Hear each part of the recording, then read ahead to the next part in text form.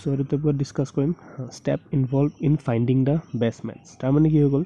এটা ফাংচন কল হয় ন সো আমি যে প্যাৰামিটাৰ দি লৈ আমি যেটা ফাংচন কল কৰোঁ তেতিয়া কম্পাইলাৰ কি কৰে যে যোনটো মেথছ হয় মিলি যায় হেতুক হি নিজৰ পৰা হি কল কৰি দিয়ে ঠিক আছে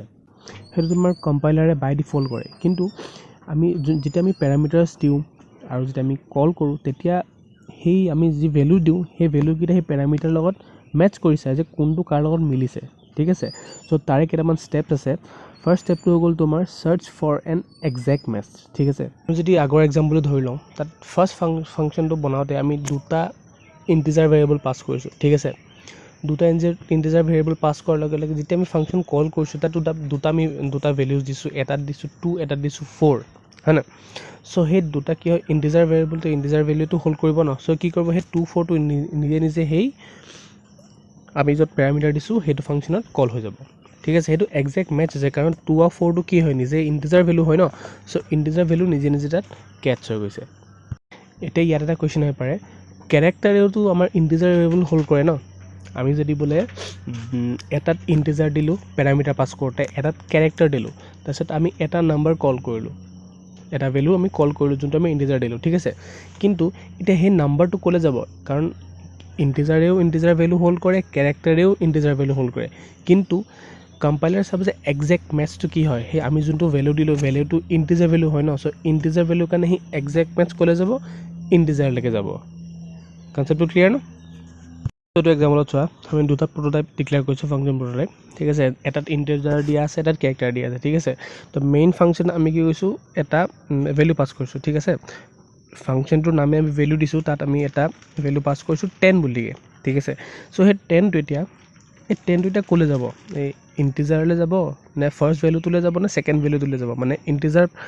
ইন্টিজাৰ প্যাৰামিটাৰ পাস কৰা ভ্যালুটোলৈ যাব নে ক্যাৰেক্টাৰ প্যাৰামিটাৰ পাস কৰা ভ্যালুটোলৈ যাব ঠিক আছে কাৰণ ক্যাৰেক্টাৰেও তোমাৰ নাম্বাৰ হোল্ড কৰে ইন্টিজাৰেও তোমাৰ নাম্বাৰ হোল্ড কৰে ঠিক আছে সো এটো কনফিউজ নহ'বলে কম্পাইলাৰ কি কৰিব এক্সাক্ট ম্যাথটো চাব মানে যে নাম্বাৰটো কি হয় আমাৰ নাম্বাৰছবোৰটো এটা ইন্টিজাৰ ভেৰিয়েবল হয় ন সো হি কি কৰিব হি এই ফাৰ্স্ট ভ্যালুটোলৈকে তোমাৰ এসাইন কৰিব ঠিক আছে হি ইন্টিজাৰটোলৈকে যাবগে বাই মানে যদি ফাৰ্স্ট ম্যাথটো এক্সাক্ট ম্যাথটো এটুকে কয় মানে ৰান কৰিলে ই নিজে নিজে ইন্টিজাৰ প্যাৰামিটাৰ থকা ভ্যালুলৈ যাবগে ঠিক আছে এতিয়া আমি সেই 10 জেগাত আমি ক্যাৰেক্টাৰ ভ্যালুটা দি দিওঁ বা আমি যদি এ নৰমালি এ দি দিছো সো এটো কি কৰিব ই আকৌ চেক কৰিব যে ফাৰ্স্ট দুটা ভ্যালুটোত কি কৰিব ই ইন্টিজাৰ ভ্যালু হয় নে ক্যাৰেক্টাৰ ভ্যালু হয় আকৌ চেক কৰিব ঠিক আছে সো কাৰণ ইন্টিজাৰটো তোমাৰ ক্যাৰেক্টাৰ ভ্যালু ষ্ট'ৰ নকৰে বা হোল্ড নকৰে সো কি কৰিব ক্যাৰেক্টাৰেটো ক্যাৰেক্টাৰ ভ্যালু হোল্ড কৰিব ন সো এটো বাই নিজে নিজে তোমাৰ ক্যাৰেক্টাৰটো বা ক্যাৰেক্টাৰ প্যাৰামিটাৰ পাস হোৱাটো হি নিজে নিজে লৈ ল'ব ঠিক আছে ওকে সো নেক্সট স্টেপটো হৈ গ'ল মানে নেক্সট আইডেন্টিফাই কৰা স্টেপটো হৈ গ'ল তোমাৰ এ ম্যাথ থ্ৰু প্ৰমোশন ঠিক আছে আমি ফাৰ্স্ট ম্যাথ মানে ফাৰ্স্ট পইণ্টটো পঢ়িছিলোঁ যে এক্সাক্ট ম্যাথছ হয় ঠিক আছে যেতিয়া এক্সাক্ট ম্যাথছ নাপায় তেতিয়া কি কৰে তেতিয়া কম্পাইলাৰ এই প্ৰসেছটো ফলো কৰে এ ম্যাথ থ্ৰু প্ৰমোশন যেতিয়া হি এক্সাক্ট ম্যাথছটো নাপায় ঠিক আছে এটা আমি এটা প্ৰেক্টিকেল এক্সাম্পল চাওঁ ৰবা ইয়াত দুটা ফাংচন প্ৰটোটাইপ লোৱা হৈছে এটাত ক্যাৰেক্টাৰ পইণ্টাৰ পাস কৰিছোঁ ঠিক আছে আৰু এটাত ইন্টিজাৰ পাস কৰিছোঁ তো মেইন ফাংচন আমি ক্যাৰেক্টাৰ ডাটা টাইপটা লৈছোঁ দেন তাত তোমাৰ st এটা ভেৰিয়েবল দিছোঁ আৰু তাত তোমাৰ ভ্যালু এ দিছোঁ ওকে নেক্সট ফাংচন আমি ভ্যালুটো কল কৰিছোঁ আৰু তাত আমি st টো পাস কৰিছোঁ তাৰ মানে a ঠিক আছে এতিয়া আমি চাম ফাংচন ডেফিনেশ্যনটো ঠিক আছে তো ফাংচন ডেফিনেশ্যনত কি দিয়া আছে ফাৰ্স্ট ভ্যালুটো আমি যে m পাস কৰিছোঁ m তাত যিটো আমি আজি ইন্টিজাৰ বুলিকে শো কৰিছোঁ ঠিক আছে আৰু নেক্সট ভ্যালুটোত কি দিছোঁ যত আমাৰ পইণ্টাৰ x থাকিব আমি সেই সিম্পলি ডিসপ্লে কৰিছোঁ ঠিক আছে এতিয়া আমি যেটা ফাংচনটো কল কৰিম তাত আমি কি পাস কৰিছোঁ st ঠিক আছে st মানে কি হৈ গ'ল আমাৰ a ঠিক আছে এতিয়া এই ক্যাৰেক্টাৰে চেক কৰিব যে হি কোনটোলৈ যাব ফাৰ্স্টটো ক্যাৰেক্টাৰ পইণ্টাৰটোলৈ যাব নে তোমাৰ ইন্টিজাৰ মানে প্যাৰামিটাৰটোলৈ যাব ঠিক আছে কিন্তু এই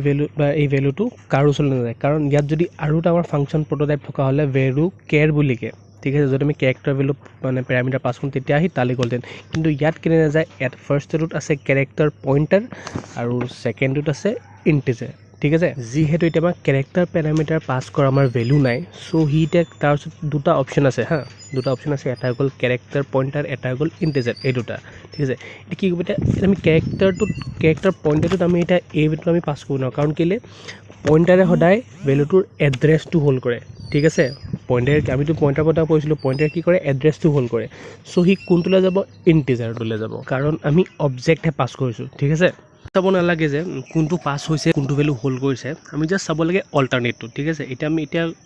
যিহেতু এতিয়া আমি কেৰেক্টাৰ পইণ্টাৰটো হোল্ড নকৰে সো সেই এই ভেলুটো ক'ত যাব আমাৰ ইন্টিজাৰটোলৈ যাব ঠিক আছে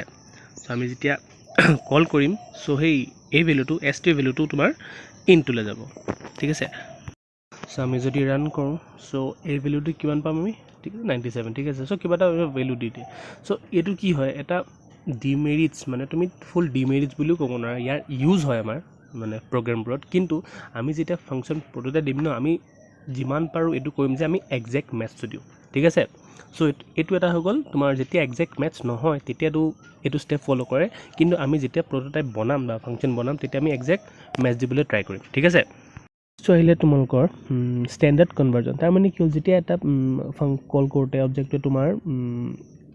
একজেক্ট মেথছো নাপায় বা প্ৰমোশ্যন থ্ৰু দি সি বোলে কৰিব নোৱাৰে তেতিয়া কি কৰে সি এই ষ্টেপটো ফ'ল' কৰে যে মেথছ থ্ৰু ষ্টেণ্ডাৰ্ড কনভাৰ্জন ঠিক আছে কি হৈছে তোমাৰ যেতিয়া আমি ইণ্টিজাৰ ভেলু এটা পাওঁ ইণ্টিজাৰ ভেলুটো আমাক কনভাৰ্ট হ'ব বা কনভাৰ্জন কি হ'লে হ'ব ডাবল নহ'লে তোমাৰ ফ্লোট ভেৰিয়েবললৈ টাৰ্মছটো বুজি পাইছা নহয় মানে ইণ্টিজাৰ ভেলুটোৱে তোমাৰ ডাবল হ'লে নহ'লে ফ্লোটলৈ কনভাৰ্ট হ'ব তাৰমানে কি হয় ফ্লোটত হওক বা ডাবলত হওক বেচিকেলি আমাৰ ইণ্টিজাৰ ভেলু থাকে ন ৰিলেশ্যনটো বুজি পাইছা নহয় কি হৈছে যে ইণ্টিজাৰটো যদি আমি কনভাৰ্চন কৰোঁ ক'লৈ যাব ফ্লোট নহ'লে ডাবল তেনেকেই কেৰেক্টাৰ ডেটা টাইপটো যদি আমি কনভাৰ্চন কৰোঁ সি ক'লৈ যাব আমাৰ নৰ্মেলি তোমাৰ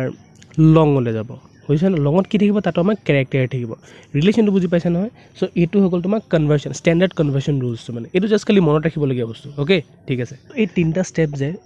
কোনে কৰিছিলে কম্পাইলাৰে নিজে কৰিছিলে ঠিক আছে কম্পাইলাৰে যেতিয়া নিজে কৰিছিলে যেতিয়া এই তিনিটা ষ্টেপ ফ'ল' নহ'ল বা কম্পাইলাৰে নোৱাৰিলেগে তিনিটা ষ্টেপ ফ'ল' কৰিবলৈ তো লাষ্টত কি আহি যায় তোমাৰ ইউজাৰ ডিফাইন কনভাৰ্চন আহি যায় মানে কি হৈ গ'ল ইউজাৰজনে নিজে কনভাৰ্চন কৰি লয় উইথ দ্য হেল্প কি কৰে কম্বিনেশ্যন উইথ ইণ্টিগ্ৰেল প্ৰমোশ্যন নহ'লে তোমাৰ বিল্ট ইন কনভাৰ্চন ঠিক আছে চিম্পল এক্সাম্পল ধৰি লোৱা আমি অবজেক্ট এটা পাছ কৰিলোঁ অবজেক্টটো কল কৰিলোঁ অবজেক্টটো কল কৰাৰ লগে আমি চালোঁ যে আমাক প্ৰটোটাইপত আমাৰ সেইটো পেৰামিটাৰ নাই চ' কি কৰিম আমি তাত নিউলি পেৰামিটাৰটো আমি আকৌ ক্ৰিয়েট কৰি ল'ম চ' সেইটো হৈ গ'ল তোমাৰ লাইক এটা চিম্পল এক্সাম্পল তোমাৰ ইউজাৰ ডিফাইন কনভাৰ্চনৰ ঠিক আছে বাট খালি যদি নাথাকে আমাৰতো বাই ডিফল্ট কম্পাইলাৰকেইটা এইকেইটা ষ্টেপে কৰি লয় হয় নাই